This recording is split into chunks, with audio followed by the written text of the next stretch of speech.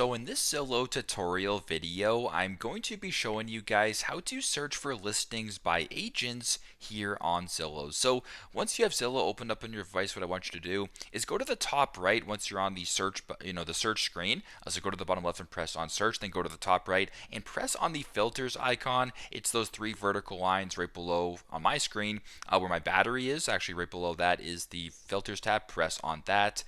Then when you're on the filter screen, simply just scroll down all the way right below where it says home type. Keep scrolling to where it says listing type, and by default it actually should have by agent selected, but for whatever reason, if perhaps by owner and other is selected, it'll be highlighted in blue. So make sure that by agent right here is selected. Once that is done, just go to the bottom and press on see results, and now when you're looking for listings, all the listings that are appearing on your Zillow screen should be listings by agent. So pretty straightforward, but that's how you guys can search for listings by agents here on Zillow. Thanks again for watching, and I hope this video helps.